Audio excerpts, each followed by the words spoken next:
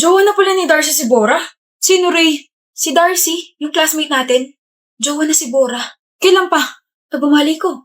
Kaka-hard lunch lang ni Bora kay Darcy sa IG. Ito. Asan na yun? Iniwan ako? Totoo ba, Darcy? Yung ano, na-girlfriend mo na si Bora? Oo, 4 months ago pa. Bakit di mo sa akin sinabi? Kailangan ba? Classmate mo ako eh.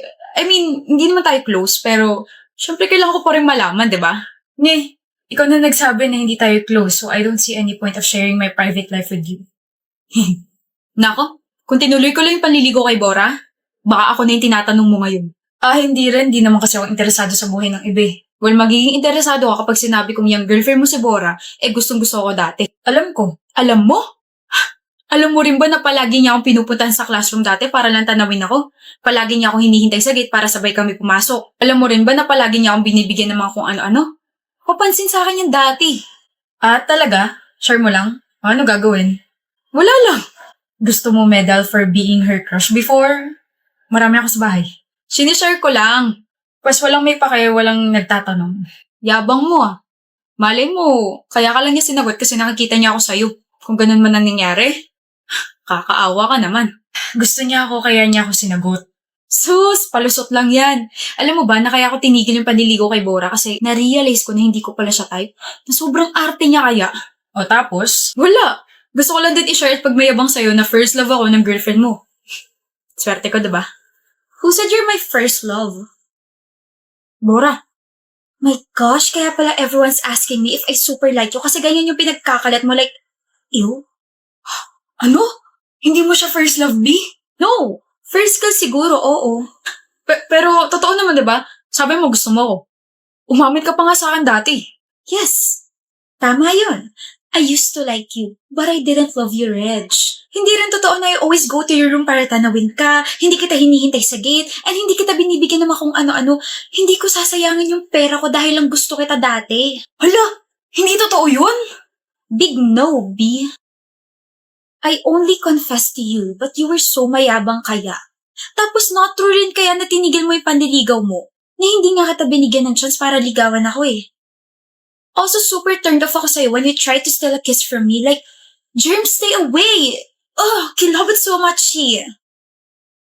Ganyan pala epekto ng rejection sa'yo. Nare-reject ng heart mo, yung brain mo. Okay, reminder, they have to be balanced, okay? I'm glad na may character development ako. I'm glad na I upgraded my standards. And I'm glad na nagsatal ako sa isang taong nire-respeto ko. Slade! Stop spreading lies about us and about my feelings. Stop pestering my boyfriend and stop being so bitter. Move on din pag may time or di kay gayahin mo yung nasa sweatshirt mo. Self-love. Let's go, Darcy. Let's go!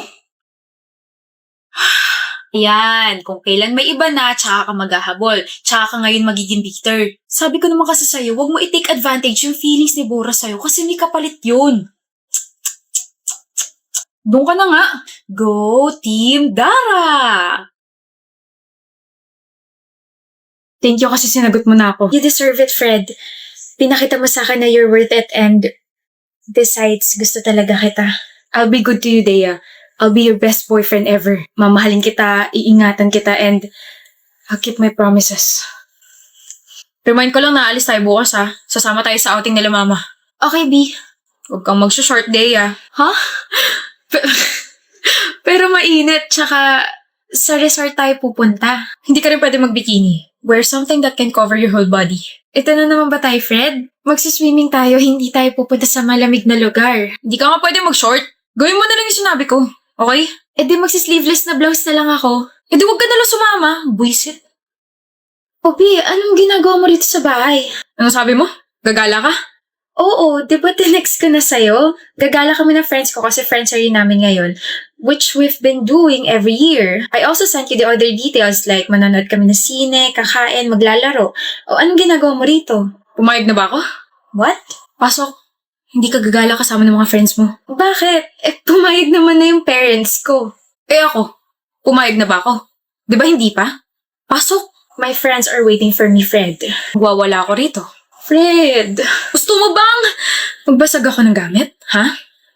B, Tayo na lang yung mag-banding. Di mo lang ako boyfriend. Best friend mo rin ako. Kaya pumasok ka na bago pa mag-init tong ulo ko. Good girl. Sino ka chat mo? Groupmates, wait lang Bea. Nag-uusap kasi kami tungkol sa thesis. Lalaki? Anong lalaki? May lalaki ba sa mga groupmates mo? Meron, 2. Block mo. Ano? I-block mo! Sabi ko sa'yo, di ba? Huwag kang makikipag-usap sa ibang lalaki. Ayaw ko rin na lumalapit ka sa kanila. Pero Fred, groupmates ko to.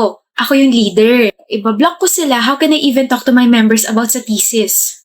Excuse mo ba yan para mang lalaki ka? Ikaw pumili ng mga members mo, no? Malandi ka talaga. Yung prof namin yung pumili ng members. Ano ba? Ako o yung mga groupmates mo mga lalaki? Ano? Mamili ka! Pati to big issue sa'yo? Fred, nag-aaral lang naman ako. Deya! Ako o yung mga groupmates mo? Yung thesis ko. Sabi yung pumili ka eh. Yung groupmates ko, you're choosing them over your boyfriend for 2 years? Kailan mo lang naman nakilala yan ah? Kailan mo lang naman mga nakasama yan ah? Pinapapili mo ako, di ba? O yan, nakapili na ako. Ano? Mabibigyan mo ba ako ng grade kapag ikaw yung pinili ko? Gagraduate ba ako kapag ikaw yung pinili ko? Ikaw ba yung madidisappoint kapag hindi ko na itawid to? At higit sa lahat, ikaw ba yung nagpapaaral sa akin, ha? My gosh, Fred! Hindi pa ba sapat yung assurance na binibigay ko sa'yo simula nung maging tayo? Araw-araw, gabi-gabi, sinasabi ko sa'yo lahat. Hinibigyan din naman kita ng access sa phone ko. Wala akong tinatago sa'yo, pero bakit ganyan ka sa akin? Kulang na lang pagbawalan mo na rin akong kitain yung mga magulang ko tsaka yung mga relatives ko eh. Okay. I just love you. Okay? I just love you, Dea. Well, selfish ang pagmamahal mo. Selfish ka. Pagsisisihan mo to. Maghahabol ka rin. I'm so done with you, Fred. Sakal na ako. Magwawala ako rito. Gusto mo tulungan pa kita eh. Magbabasag ako, Dea. Hindi na kailangan dahil basag na yung ulo mo. Break na tayo. Nandito na ba ang lahat? Kailangan natin pag-usapan yung distribution ng mga tasks for the upcoming festival. Wala pa si Trisha Kaison. Ayan, wag na natin siya hintayin, guys.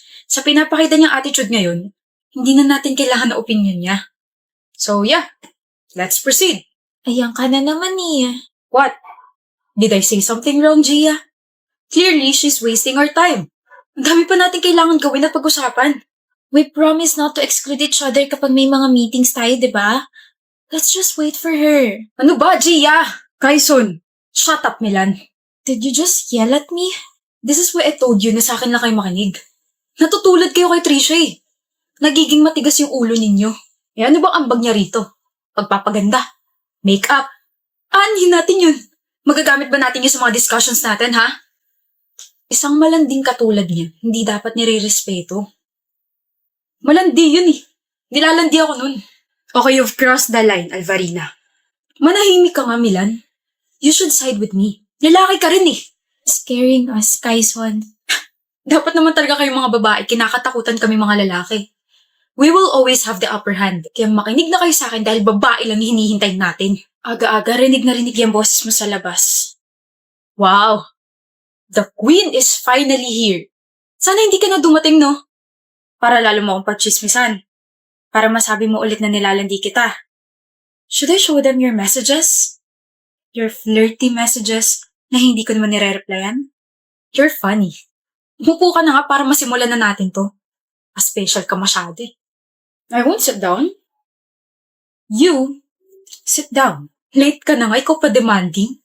Yabang mo ah. Eh anong tawag sa ginagawa mo kanina? Sit down, Alvarina. Ayoko. I said, sit down. Sino ka ba sa akala mo ha? You shouldn't ask me kung sino ako. Kasi alam mo, sagot sa tanong na yan, but sure. The SSC president just commanded you, Vice President Kaison, to sit down. Okay na ba yan? Ito role model nyo? Ito binoto nyo? Hoy, Trisha, tandaan mo, babae ka lang. Lalaki ako, hindi ako papatalo. Babae ako at hindi babae lang. Well, itong babaeng sinisigawan mo, sinasabihan mo na kung ano-ano, nasa Dean's Lister, SSC President, at maraming pinatupad na community projects. Yeah? Babae lang. Ako. Everyone, I'm sorry I'm late, Pero may kinailangan kasi akong asikasuhin kanina. I had to deal with someone's mess and yes, nandito siya. Oh, kaharap ko siya ngayon, no? What? You really think na hindi ko malalaman na you stole 20,000 ng Friday sa pondo natin? Ano? May ebidensya ka ba, ha?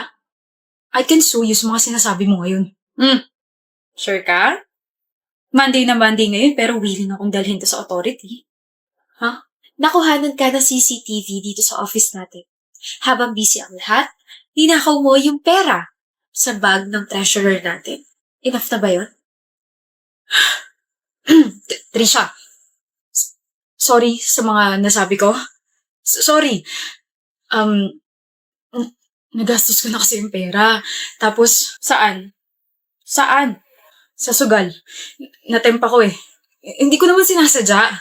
Kaison Alvarina, from now on, you are prohibited from entering this office. Yes! Okay lang sa akin.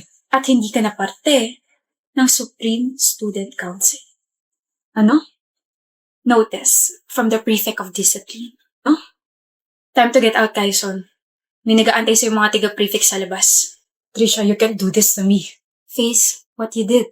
Receive your punishment and apologize to the people you've hurt verbally and emotionally. Okay lang kayo? Oo, Trisha. I-resume natin ang meeting about the festival tomorrow. Next week, pag-usapan natin ang vacant position ng Vice President. Magpahinga muna kayo. Magpahinga muna tayo. Cool niya talaga.